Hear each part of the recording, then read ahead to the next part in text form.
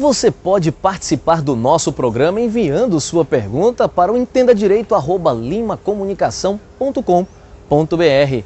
Acompanhe agora as dúvidas da população no quadro Pergunte ao Especialista. Quais brincadeiras podem ser consideradas bullying? Diversos tipos de brincadeiras, principalmente as brincadeiras que são discriminatórias em relação a qualquer diferença que a pessoa tenha, que alguns consideram defeito, né? Mas que não necessariamente o são, mas as brincadeiras acabam indo por aí, como brincadeiras por conta de cor, por conta de características físicas, ou mesmo por pertencer a algum determinado grupo, né? Então, brincadeiras que levem a qualquer tipo de discriminação devem ser identificadas na escola e possivelmente trabalhadas por professores, equipe pedagógica e por aí vai. Conflito entre alunos e professores pode ser considerado bullying? Um conflito entre professor e aluno pode ser decorrente de diversos outros motivos. Então a gente pode pensar aí em conflitos por uma questão pedagógica mesmo, por uma questão pessoal, que não necessariamente implicam no bullying, na humilhação ou no preconceito ou mesmo na discriminação. Na maioria dos casos, o bullying ocorre dentro das escolas e envolve crianças e adolescentes. Com vocês, o Direitos da Gente.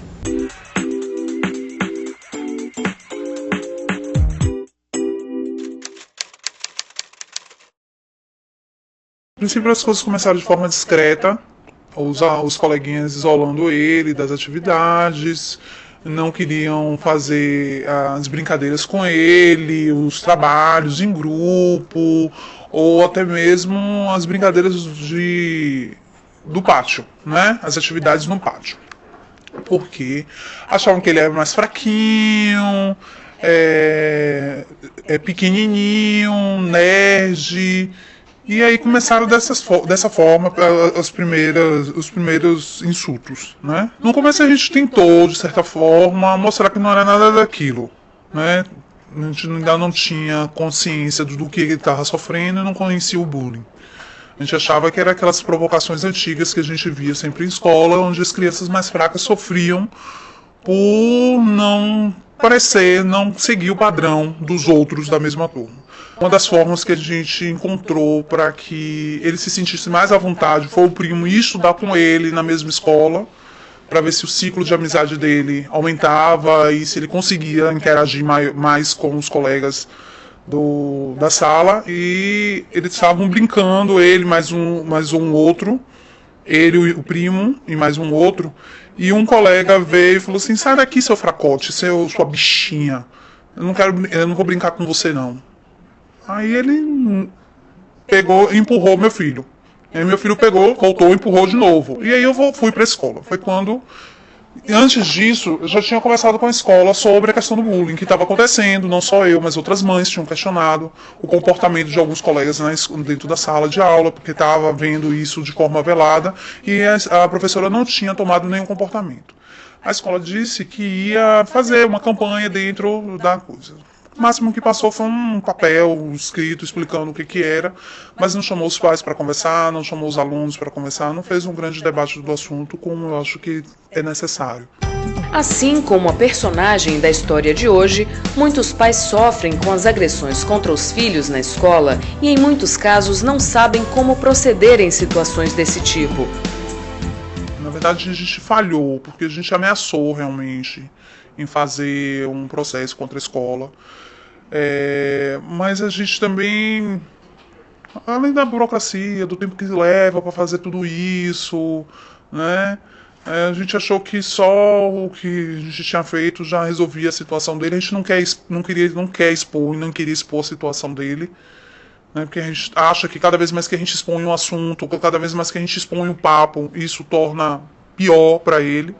Ele encara isso de forma pior. Então a gente meio que parou a história, resolveu lá por dentro da escola mesmo e não levou à frente a denúncia ao Ministério Público.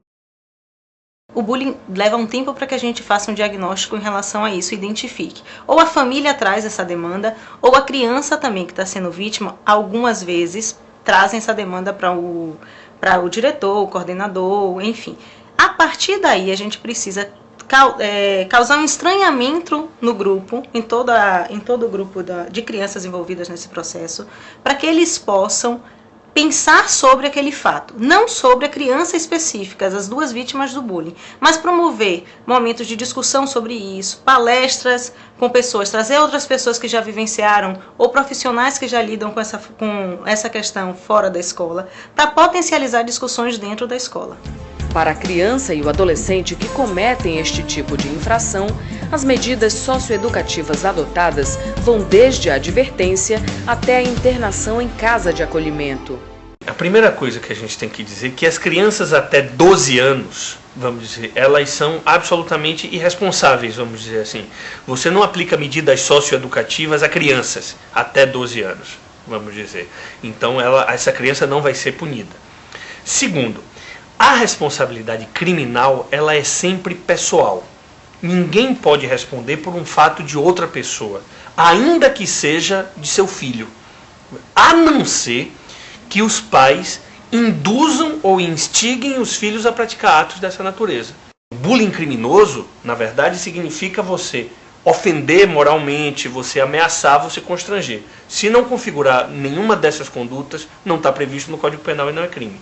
Os adolescentes podem responder na forma do ECA, ou seja, eles podem ter medidas de internação, penas alternativas também para os adolescentes infratores nesse caso. Os pais da vítima podem denunciar as agressões de bullying no Ministério Público através do Disque 100 ou 0800 071 8400 ou na delegacia do adolescente infrator.